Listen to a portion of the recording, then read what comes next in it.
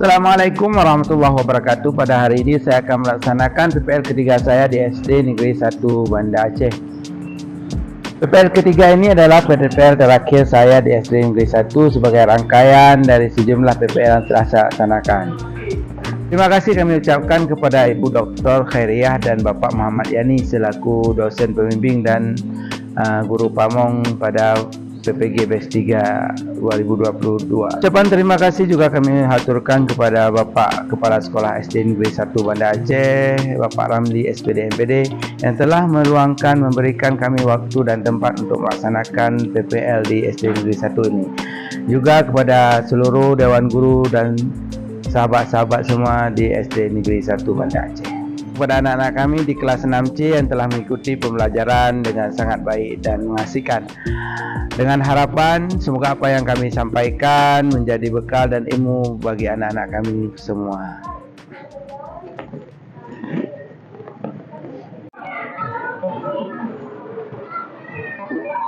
Bersiap.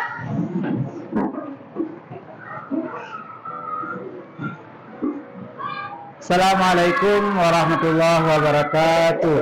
Waalaikumsalam warahmatullahi wabarakatuh. Sudah kembali. Rabbi ilman warzuqni fahman. Izin, ada kabar? Sakit, ya, semoga cepat sembuh. Kemudian Azam Alif Fairuz, ya Azam. Kemudian Cud Ulan Hazimah. Kemudian Muhammad Rizal Akbar, Muhammad Zaki Arifat. Kemudian Muhammad Kevin Aulia, Muhammad Mufazil. Indonesia tanah airku, tanah tumpah darahku, di sana aku berdiri dari pandu ibuku. Indonesia kebangsaanku. Nah, pada minggu yang lalu, pada pertemuan yang lalu, kita sudah membicarakan tentang macam-macam zakat. Ada yang bisa sebutkan apa itu? Apa-apa saja zakat dibagi kepada berapa? Ya, apa? Zakat mal dan zakat fitrah. Ada yang bisa juga menyebutkan zakat mal itu apa-apa saja yang jadi zakat mal? Binatang ternak satu, kemudian yang kedua apanya? Uang, zakat uang, zakat emas, zakat perak. Yang ketiga apa? Bahan makanan pokok. Itu termasuk ke dalam zakat fitrah. Kalau zakat mal yang ketiga apa? Perdagangan. Ya, hasil jual beli. Kemudian yang keempat apa Nelo? Harta terpendam atau disebut juga dengan rikas. Kemudian yang kelima zakat pertanian atau peternakan juga termasuk ke dalam zakat. Nah, ada 5 macam zakat yang sudah kita pelajari. Nah, pada hari ini kita akan lanjutkan pelajaran masih juga tentang ayo membayar zakat, yaitu tentang hikmah dan bagaimana zakat itu dikelola. Nah, kita akan lihat sebentar lagi. Tujuannya adalah kita bisa mempelajari dan bisa kita memahami tentang zakat. Kemudian kita bisa menghitung, bahkan kita bisa membagi zakat itu berapa yang akan dikenakan zakat. Kemudian kita bisa mengambil hikmah dari pembelajaran tentang zakat. Baik, mari sama-sama kita lihat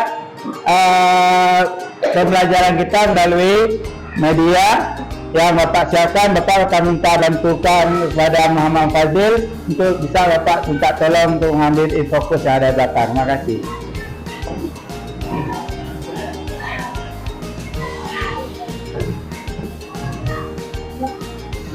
Terima kasih.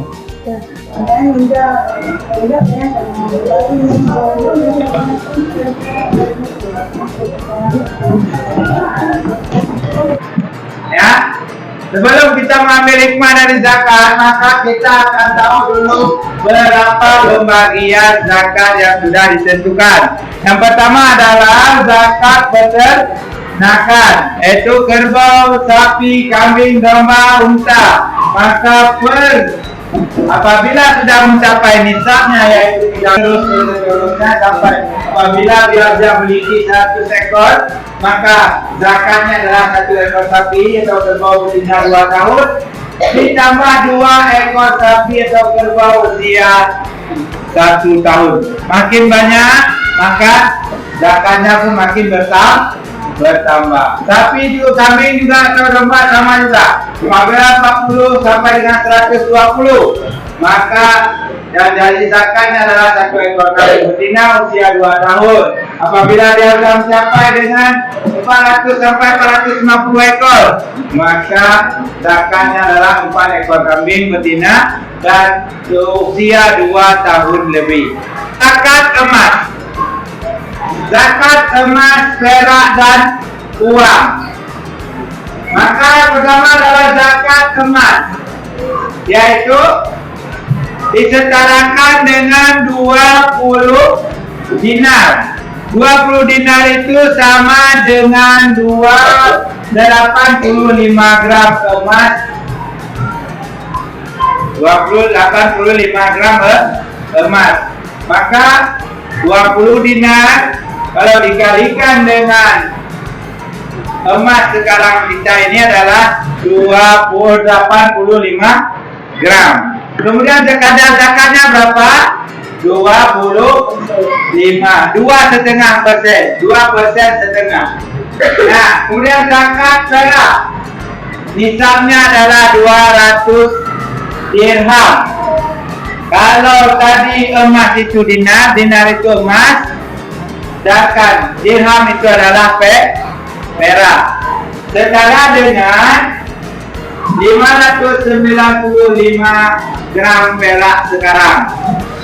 Kemudian kadarnya juga sama, 2,5%. Dan kemudian yang terakhir adalah nisab uang.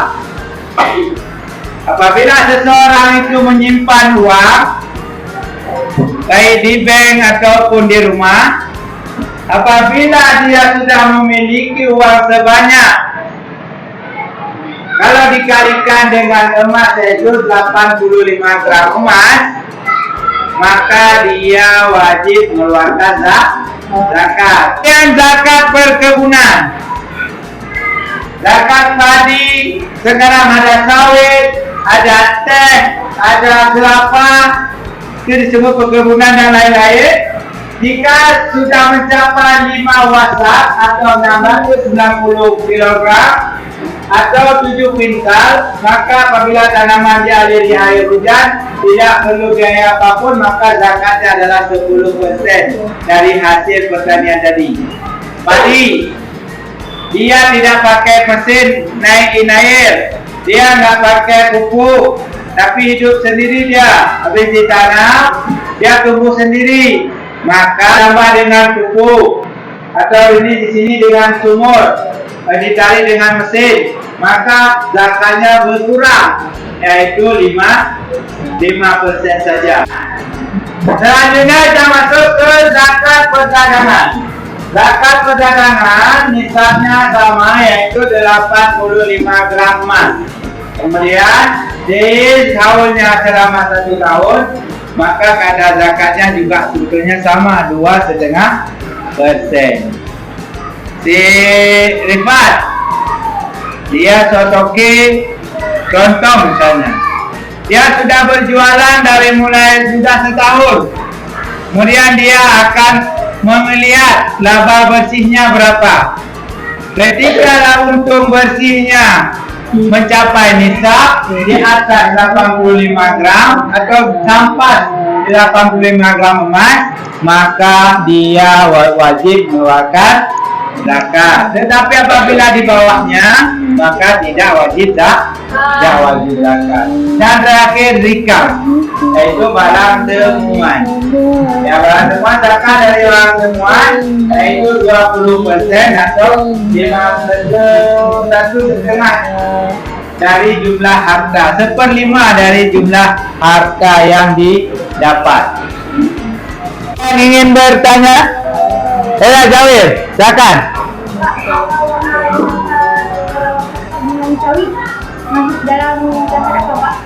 Kalau perkebunan sawit masuk ke dalam zakat apa? Ada yang ingin menjelaskan, menjawab? Masuk ke mana sawit? Sekarang kan sudah banyak. Zawir tadi bertanya, kalau sawit itu masuk ke mana? Maka sawit termasuk ke dalam zakat hasil perkebunan, karena sudah disebut dengan kebun sawit, namanya juga kebun sawit. Maka hasil dari sawit, maka hasil buah-buahan, maka termasuk ke dalam zakat perkebunan. Nah, zakat perkebunan sawit juga termasuk ke dalam zakat perkebunan. Hasil dari buah sawit kemudian dijual dan nanti dikalikan sesuai dengan ketentuannya berapa zakat yang akan dikeluarkan. Ada lagi yang ingin bertanya? Ya, silakan, Nifat. Jika ingin membayar zakat emas, tapi emasnya tidak sampai 85 gram, gimana Pak? Nah, Nifat tanya, punya uang emas simpanan, tetapi emasnya tidak sampai 85 gram. Itu apakah dikeluarkan zakat atau tidak? Ada yang saya jawab? Siapa? Nurul Dailul, bisa dikeluarkan zakat atau tidak? Tidak. Yang lain, coba. Nikita? Tidak bisa? Tidak bisa mengeluarkan zakat. Ya, di bawah 85 gram emas, maka tidak dikenakan zakat. Di bawah 85 gram emas, maka bagaimana kalau juga ini? Maka diberikan sedekah, biar masuk ke dalam sedekah. Kalau sedekah boleh-boleh sah, sedangkan zakat itu wajib. Lagi yang ingin bertanya, ya silakan kita.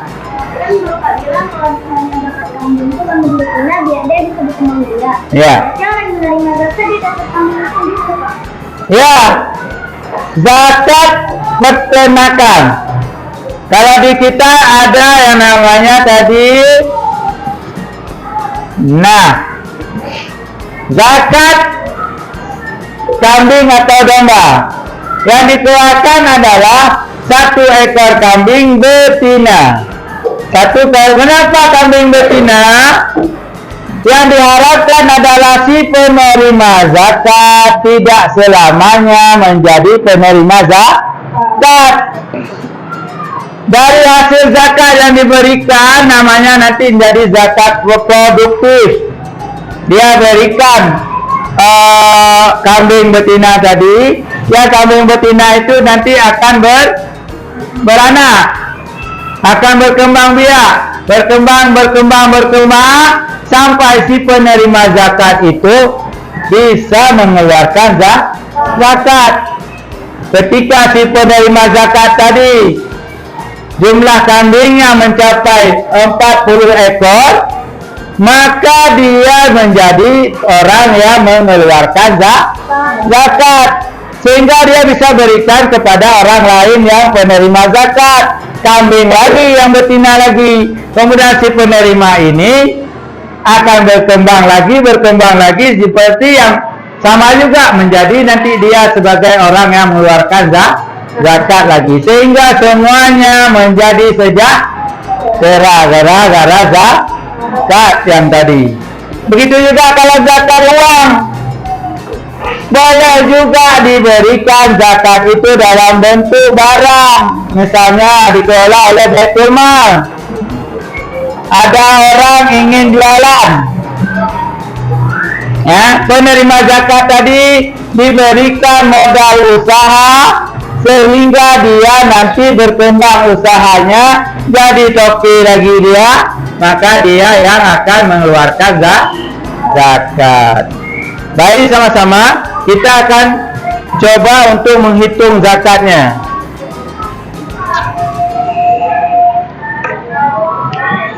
Nah, coba perhatikan papan tulis.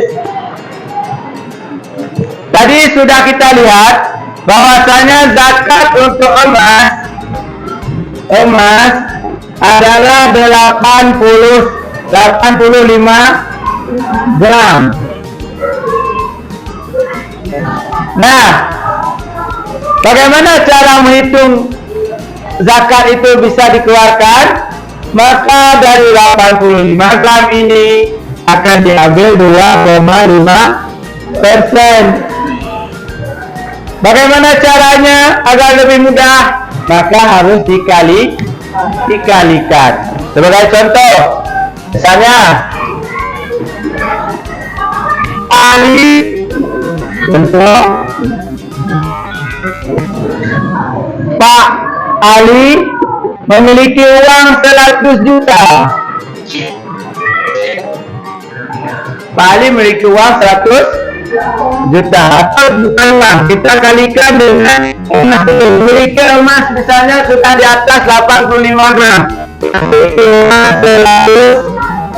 gram, 1 gram, otomatis 100 gram itu sudah harus dikeluarkan zakat. Bagaimana cara untuk bisa dihitung berapa yang harus dikeluarkan? Maka caranya adalah dikalikan dengan harga emas pada saat itu. Misalnya 1 gram 500.000, 1 gram 500.000. Maka emas 100 gram ini akan dikalikan dengan 500.000. 100 gram dikali 500.000 rupiah. Nah, berapa kira-kira? Berapa ratus juta? 50 juta. Berapa? Nah, 550 juta misalnya. Nah, dari 50 juta ini maka kita akan mengambil zakatnya adalah 2,5%. Maka bisa langsung dibagi. Biar lebih mudahnya adalah 500 juta kemudian dibagi dulu ke dalam 10%, maka akan berapa? 5 juta. Persennya adalah 5 juta. Kemudian biar dapat 2,5%, maka dibagi lagi 4. Makanya berapa? Jika dibagi 4, 1 juta berapa? 5 juta dibagi 4 sama dengan 1.250.000. Maka zakatnya adalah 1.250.000 dari simpanan emas 100 gram tadi. Nah, sekarang coba Bapak akan membuat soal. Coba dihitung semuanya masing-masing. Misalnya, ya, Bapak buat soal, coba dihitung. Pak Muhammad, ya, akan ditulis. Pak Muhammad memiliki simpanan uang. Pak Muhammad memiliki simpanan uang sebesar 5 juta. 50 juta. Memiliki simpanan uang 50 juta. Berapakah jumlah zakat yang harus dikeluarkan oleh Pak Muhammad? Dasarkan itu. Caranya sama seperti yang Pak jelaskan tadi. Siap semuanya? Ya, siapa yang mau maju depan? Ya. Coba nih kita maju depan. Ya. Coba dikerjakan.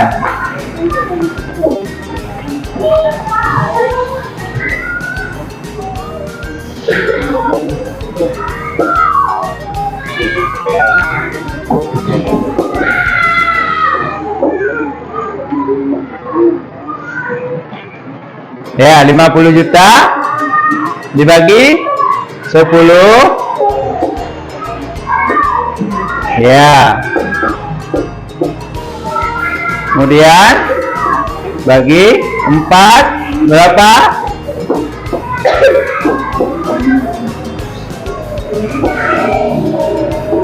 Iya, tepuk tangan. Betul sekali, makasih. Ya, 50 juta dibagi 5 juta, maka zakatnya adalah 2 juta 500.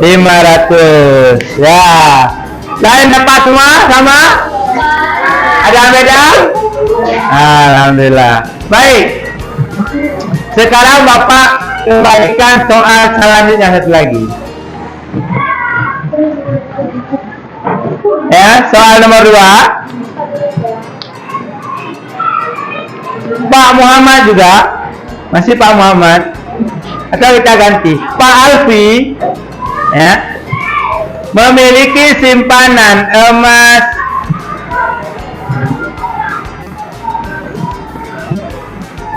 150 gram. 150 gram. 150 gram sudah mencapai nih nisab. Jika Pak Alfi ingin mengeluarkan zakat,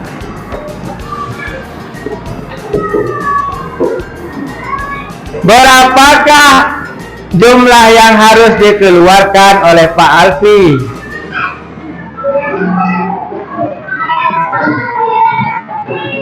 Jika harga emas pada saat itu 100.000 rupiah per gram.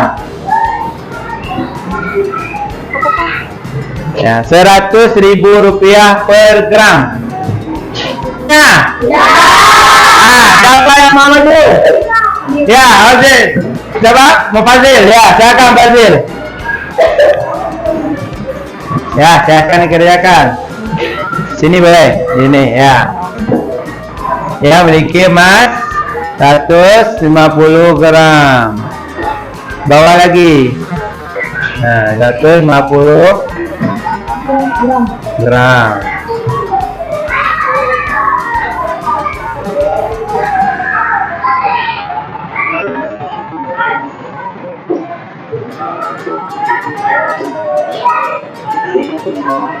Ya, kalikan harga emas. Kemudian berapa?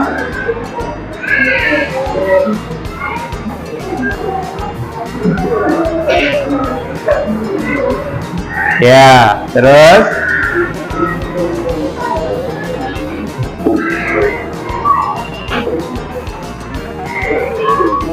bagi, ya, bagi 10. Terus hasilnya berapa?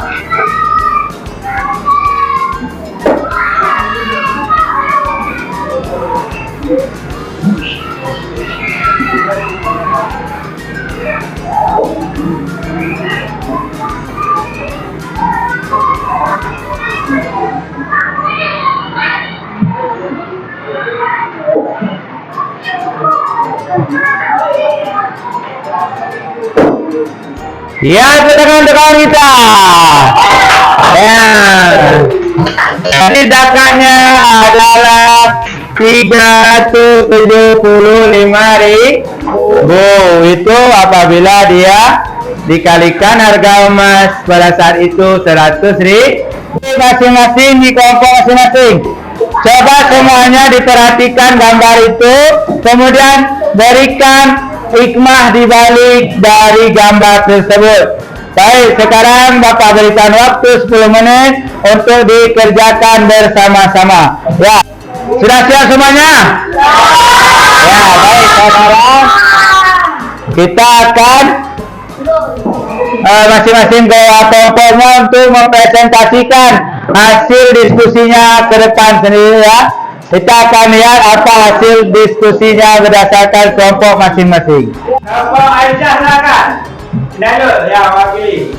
Menurut hasil diskusi kelompok Aisyah, hikmah zakat binatang ternak adalah agar binatang ternak tersebut dapat berkembang biak dan orang yang menerima zakat tadi dapat menjadi pengeluar zakat dan sebagai rasa syukur kepada Allah, dan dapat juga menambah keberkahan pada harta yang dimiliki. Oke, tepuk tangan.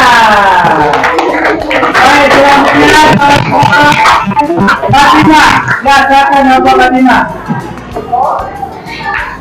Hikmah melaksanakan zakat adalah: 1. Membersihkan diri dari sifat sombong, serakah, dan kikir. 2. Mendidik diri agar memiliki sifat pemurah dan dermawan. 3. Sebagai ungkapan rasa syukur kita kepada Allah atas semua karunia-Nya. Ya, terima kasih. Tepuk tangan teman-teman. Ya, kita ke kelompok hikmahnya zakat. Hikmah dari melaksanakan zakat pertanian, yaitu menumbuhkan semangat persaudaraan, saling menjaga, saling peduli dan mengasihi antar satu dengan yang lainnya. Ya, tepuk tangan kawan kita. Selanjutnya kelompok Ibrahim. Ya, silakan Bapak Ibrahim. 3. Menurut diskusi dari kelompok Ibrahim, hikmah dari membayar zakat adalah membersihkan diri dari sifat sombong, serakah, dan kikir, mendidik diri agar memiliki sifat pemurah dan dermawan, serta sebagai ungkapan rasa syukur kita kepada Allah atas semua karunia-Nya. Ya, tepuk tangan semuanya. Sekarang kita akan melakukan evaluasi hasil belajar kita pada hari ini. Nanti masing-masing mengerjakan soal yang sudah Bapak siapkan. Ya, ini soalnya. Silakan. Bapak isi nih, Pak. Ya, isi ya. Ya.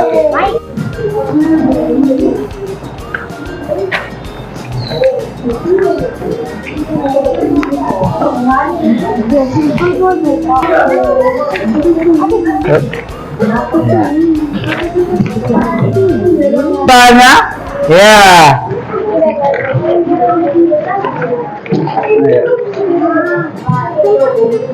Ya. Oke. Nah, demikianlah pembelajaran kita pada hari ini. Apa hikmah yang bisa kita ambil dari zakat? Yang pertama adalah dengan membayar zakat kita bisa menolong orang lain, yaitu kaum duafa. Kemudian dengan mengeluarkan zakat kita bisa membersihkan diri kita dari sifat kikir. Apa itu kikir? Pelit.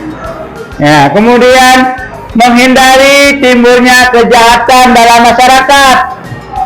Dengan sejahteranya tetangga kita, dengan sejahteranya orang di samping kita, tidak ada lagi orang yang miskin, maka akan berkurangnya kejahatan dalam masyarakat. Kenapa? Semuanya kenyang, semuanya ada uang. Kemudian yang keempat, sebagai ungkapan rasa syukur kita kepada Allah atas rezeki yang Allah berikan kepada kita. Kemudian dan terakhir adalah membangun hubungan kasih sayang antar sesama manusia, antara tetangga dengan tetangga, antara masyarakat kampung dengan masyarakat kampung yang lain, dan bahkan bisa jadi antar negara, seperti yang pernah dilakukan pada masa Umar bin Abdul Aziz.